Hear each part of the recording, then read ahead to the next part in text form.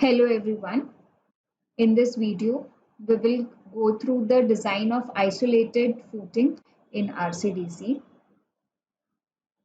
We will be understanding the design of different types of footings like an isolated pad footing or a sloped footing or a step footing, or it can be an eccentric pad footing that can be designed in RCDC.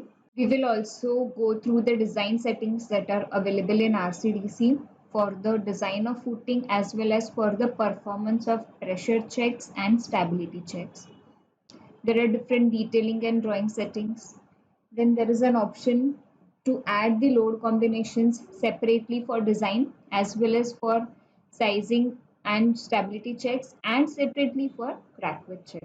So let us get started with the actual design in RCDC. Over here on the screen, I have already imported a STAD file. So once the file is imported in RCDC, on the main screen, we can assign the type of footing to each column. So let us assign C1 to be designed as a pad footing, C2 as a sloped footing, C3 as a step footing, and C4 as an on-draft footing.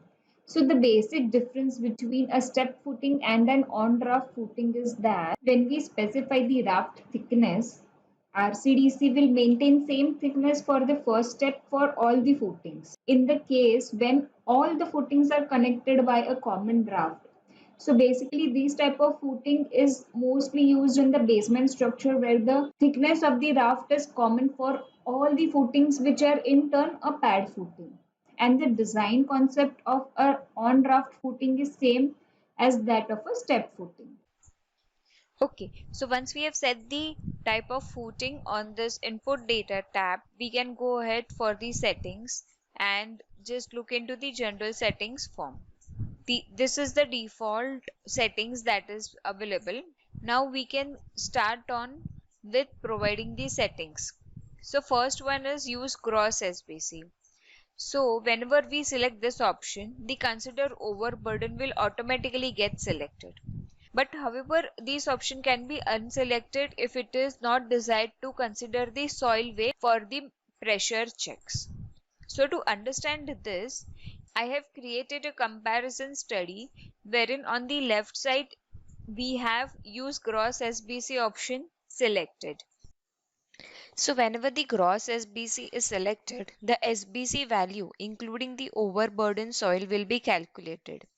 So this is arrived at by adding the pressure due to the overburden to the net SBC. So what we have done over here is we have added the additional pressure due to soil in the allowable SBC. Whereas when the use gross SBC option is not selected, the additional overburden due to soil is not calculated. Coming back, next under the settings, we have the option to consider the surcharge load. So whenever there is an additional surcharge load over the footing, then its additional weight is calculated while performing the maximum pressure and the minimum pressure checks. So whenever we have considered the surcharge load, what happens is the additional load due to surcharge is added to the footing weight and the soil weight, and the same is considered while performing the maximum pressure and the minimum pressure checks. This additional surcharge load is not added while performing the stability checks, assuming that the load may or may not be present for all the time. Hence, the additional surcharge load is only considered while performing the maximum and the minimum pressure checks. Coming back to the RCDC settings, next we have the option to perform the stability checks. So whenever there is a need to perform these checks or any of these checks, the checkbox can be selected and the check will be performed. So in the report, we will be able to see the checks that are performed in this way. However, only for buoyancy, whenever the location of water table is below the founding depth, the check will not be performed as the buoyancy effect will not be created. Only when the depth of water table means the water table is above the founding depth, the check is performed and is actually applicable. So next under the settings, we have the option to provide the top steel. So provision of top steel is optional. In case it is desired that the depth of footing beyond which the top steel should be provided, then this option can be selected whether top steel is required in all footings or beyond a specified depth. But however, even if the option to provide top steel is not selected, the top steel will be automatically provided whenever there is a loss of contact with the soil or there is actual tension in any of the load combination. So the provision of top steel depends upon the condition, whether it is a necessity or the provision of top steel can be done whenever it is desired as per the requirement. The next we have the option of providing the face reinforcement. So face reinforcement is the peripheral reinforcement along the vertical faces, and this is also as per requirement. It can be selected, or if not required, it should not be selected. So next we have to enter the soil data. First of all, we have to select the type of SBC that we need to use for the design. So first option is the net SBC, wherein this SBC mentioned over here will be excluding the overburden soil. So if we want to use the gross SBC, we need to select this option, use gross SBC. So the overburden soil will be added to net SBC to get the final allowable SBC. Next, we have the option of selecting the varying SBC. So this comes into picture in cases where SBC is available on the basis of width of the footing to the proportional planned dimension of the footing. In that cases, this option can be used and the SBC value as per the width and the proportional planned dimension can be entered over here. Now, specific to Eurocode, the SBC can be entered for the three sets as per the codal provision. Then we have the option for bearing capacity. So this capacity calculation is only possible for the Eurocode. So whenever we select this option, the soil parameters can be entered for a drained condition or an undrained condition. Based on this type of soil or the soil condition selected, RCDC then calculates the relevant soil parameters as per Annexure D in the Eurocode and calculates the footing size as variable bearing and shear capacities of the soil. Next, we have to enter the values of soil density, founding depth, water table, friction coefficient, all these. Now, founding depth is the depth of the foundation below the ground level, the water table location below the ground level. Then we have the friction coefficient, which is the coefficient of friction between the soil and the foundation. Then we have to enter the factor of safety for sliding and uplift. Next, we have to select the method for performing the cross-section design. So there are three methods. One is the average pressure, one is the maximum pressure, and one is the factor of the factored SBC. So to understand this, let's look into over here. Now this is my footing where I have the four corner pressures P1, P2, P3 and P4. Whenever we select the average pressure, so whenever it is along L and we have selected the average pressure, the average of P1 and P4 or the average of P2 and P3 is calculated and the max out of these will be selected. Similarly along B it is P1 and P2 or P3 and P4. When the option of max pressure is selected, the maximum of all these corner pressures will be considered and the cross-section design will be performed. And the factored SBC is simply the net SBC value that is entered into the factor that is accepted on the design settings form. Next, under the setting, we have to provide the permissible loss of contact percentage. So the loss of contact may occur whenever there is higher moment in a direction or the eccentric footing needs to be designed. So a maximum amount of uplift allowed as a percentage of total area of the footing is the loss of the contact, and a detailed explanation for the loss of contact is provided in help content, the page of technical discussion, with the footing loss of contact. So a detailed explanation showing which type of loss of contact is covered in RCDC. So the corner uplift or any edge uplift type of loss of contact is covered. Next, we have to set the design parameters like the concrete grade, the steel grade, the cover, live load reduction percentage, which is the permissible live load reduction which can be considered. Then we can select the type of soil for the design. Then there are the SBC increase factors for earthquake and winds. Then we have to enter the PCC thickness and offset which will be reflected in the drawing. Next, we have the dimensional settings. We have the planned round off, depth round off. So the planned round off is the rounding off factor for footing length and width, whereas the depth round off is the rounding off factor for determining the depth. Then the maximum steps when the step footing is to be performed can be set over here. We have the option of maximum depth. The maximum depth is the restriction of the height of footings. In case required height is more, shear reinforcement will be computed automatically.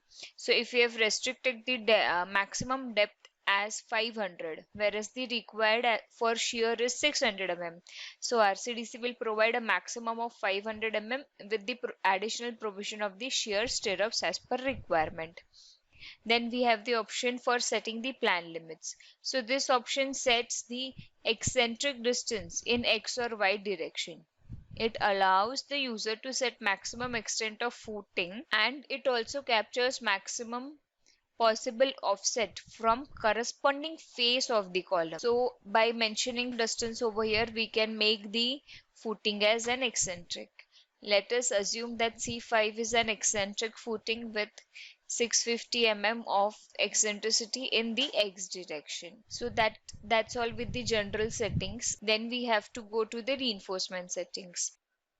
In this setting, we need to set the minimum maximum percentage of steel for top and bottom reinforcement as well as for the face reinforcement. Then we need to mention the rebar spacing for the longitudinal bars as well as the shear. Then we need to set the minimum and the maximum range of diameter for the main bars and for the shear bars, and also select the list of the diameter that we need to use while performing the design. Next, under settings, we have the detailing and drawing settings. Over here, the lap length of the side face reinforcement is to be set. So the in-plan lapping for peripheral bars in case the maximum bar length available is exceeded. So over here we can set that distance. Then we have the level for elevation. So over here the referencing of the actual reduced levels to the coordinate from analysis file is done, so that it will ensure that the level indicated in the drawing is the actual reduced level. So this is the main purpose for mentioning the level for elevation. Then the drawing scale option is available in the footing module, where the scale that is to be used for the footing detailed drawing, that is the section and plan with reinforcement, will be set from here. Next, we have the crack width setting. So if it is desired to perform the crack width check for the footing as well as the initial thermal cracking check, we need to select this option and give the input of the corresponding parameters. Next, we have to enter the basic load cases. I have already assigned the load type to each load case and selected the required load cases for design. In Eurocode, there is an option to set the earthquake load or the wind load as a persistent or transient type or an accidental type. So the reference of these types is mentioned in the Eurocode itself. So we can select independently for the earthquake and the wind load case. Further, we go ahead and set the load combinations. Further, we go ahead and select the load combinations. So for design, we can add the load combination either from analysis, or we can use the template available for regular or an irregular type of a structure. Then we have to select different load cases specifically for sizing and the stability checks. We can assign different sets to each load combination. And as we have selected the crack width, we will have to separately add the load combinations for the crack width also. And we can select any or all the load combinations for which we want to perform the crack width check. Once we have selected all the load combinations, we can go ahead and perform the auto design. So now once the auto design process is over, on the screen we can see two windows. On the right hand side is the footing layout, which can be saved as in the DXF format. And on the left hand side, the design data is available. So basically this is a tabular representation of the design and detail of each and every footing. Now for each footing, if I have to make local changes which is related to any individual footing, I can do so through the redesign option. So for redesigning, if we consider the option say C7. So for FC7, if I want to reduce the depth or if I want to change any parameter, like we can change the dimension of the footing, or we can reduce the depth of the footing if required, or if it is desired to restrict the depth of the footing, or we can make some other local changes like these all parameters can be changed in the redesign option. We can also alter any of this setting, or we can also change the column size and the cross section. So any of these parameters can be changed, or in case if we want to make the specific foundation or footing as an eccentric footing, then we can go to plan limit set and provide the eccentric distance in the x and the y axis. So in this way we can alter any of the parameters. So what we do over here is we will first try to decrease the depth. Say we don't want 675, we want to design this same sizing for 550 depth. So when I change any parameter, I need to redesign the footing. So now this depth does not suffice the shear requirement. So a message will be popped up whether we want to provide the shear reinforcement. Now when I say yes, the required shear stirrups will be displayed over here and the shear steel will be designed. The another thing that works is I will just reset. Okay. Now I am changing the depth to 550. And when I click on redesign, the same message will be popped out. But when I say no, what will happen is just to take care of the shear requirement, RCDC, as per the code guidelines, the design code guidelines, will increase the main reinforcement. So currently the bottom is 16 at 115 at L and 20 at 130. So when I say no, now the main reinforcement is automatically increased so that the additional shear due to the reduction in depth is sufficed. So in this way, the depth restrictions can be handled. One is by providing shear reinforcement, or the another is that the main reinforcement will be increased without providing the shear reinforcement. So once I click on OK, the revised design will be accepted. So now the depth with the revised design will be shown here. Now same if we do redesign over here by providing the depth as 550, revising the depth to 550, and I say redesign, and by say providing shear reinforcement I accept, then the shear reinforcement along LNB whatever is required will be shown in this table also. What another thing can be done is if I want to change the reinforcement configuration, so what I can do, I can go to detail. So this option just helps us to redetail the reinforcement as per our requirement. So if I want 16 in both the directions, or I want 12 in both the directions, then it will redesign and check whether the revised reinforcement configuration is safe or not. See, the 12 provision was not safe, so it has auto populated to 16 mm.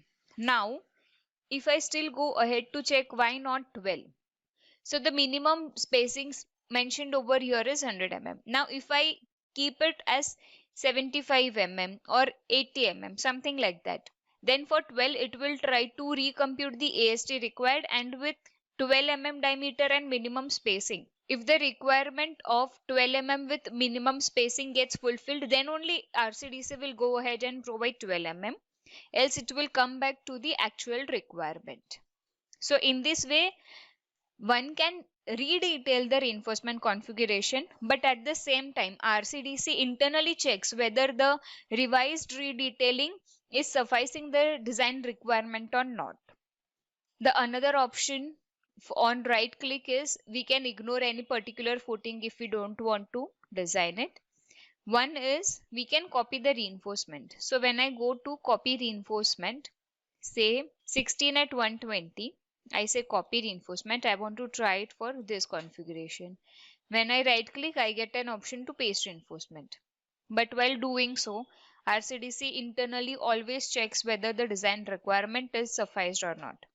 Similarly, when I'm trying to impose a higher spacing over the lower spacing, which means that the number of bars required for this footing are more than that for this.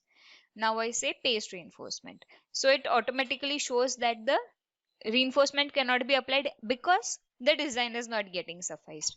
So whatever changes we are making in RCDC, a check is internally always performed so that the design requirements are not violated. So that's all with the redesigning functionalities, or what all we can alter once the auto design is over. Next, we can come over to reports. Text schedule of two types. One is the vertical and one is the horizontal. So vertical, the footings will be placed one below the other and all the design related data will be provided over here. If we generate horizontal schedule, then the horizontal format will be provided with the required design data. Now next, under the reports, we have the option of generating the detailed drawing. So we can select any or all the footings. Then that in the detailed drawings, we can select to draw the plan and section at L and B. And the footing layout plan, if required, can be selected. So when we select this plan, this entire layout of all the footings will be shown. So when we click on OK, the detailed drawing will be generated. So this comes the footing layout. Then we have the plan drawing of the individual footing as selected, and then we have the section at L and at B. So the section for the sloped footing looks like this. So we can select to generate the layout for any or all the footings. Then these are the reports generated to the drawings. Then we have the project settings report. See, so all the design parameter settings that we have made pre-auto design will be displayed over here in the project settings report. Then we have the design summary report. So the design summary of all the footings will be presented in a single report. Also, all the reports can be saved in the HTML format, which can further be opened in any Word document file or any type of editable format.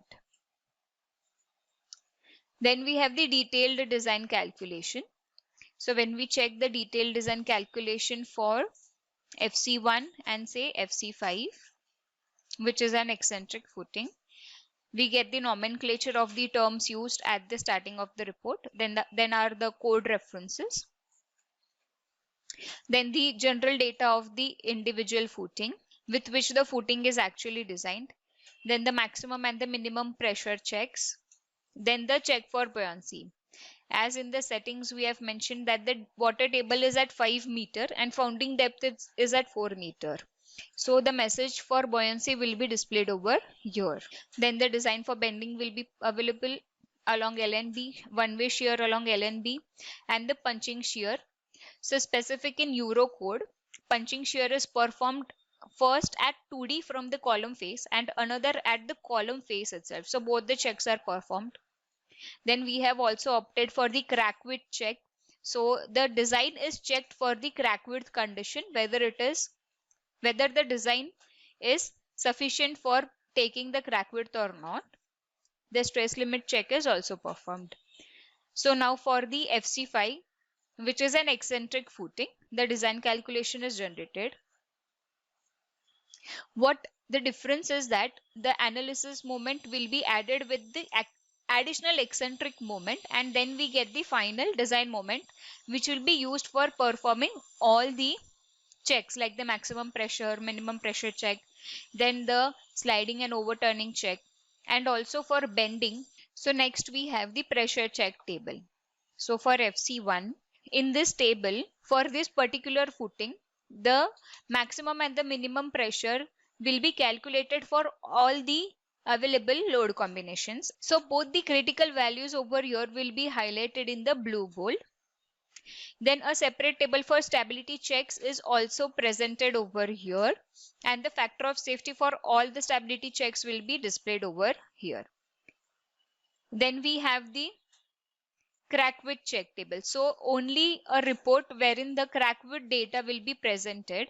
So for all the load combinations, so for the critical load combination, the stress on concrete and bar will be presented in the stress limit check table, and in the crack width check table, the permissible and the actual crack width. And in the crack width check table, we will get to know the actual crack width in individual footing for both the directions of the footing. Now next we have the failure diagnostic report. So if any footing or multiple footings have failed for any purpose, then it will be mentioned in the remarks column. Next, under the reports, we have the BOQ, wherein we can generate three types of BOQ, that is BOQ summary, reinforcement type wise BOQ, and one we have or rebar wise BOQ. So we can select all the three types. So under the BOQ summary, we get the entire BOQ of the concrete, the rebar consumption, and the excavation and backfilling quantity with the shuttering and the PCC, the overall quantity in a summarized form. Then we have the reinforcement type-wise BOQ. So we get the separate reinforcement quantity bifurcation as per the bottom and top reinforcement, which is considered as the main reinforcement. Then for shear requirements, if any of the link is provided, and if in any footing or in any case face reinforcements are also required, then we get the quantity of all these three types separately, along with definitely the shuttering quantity, PCC, and excavation backfilling quantity is always available. Then we have the rebar wise BOQ.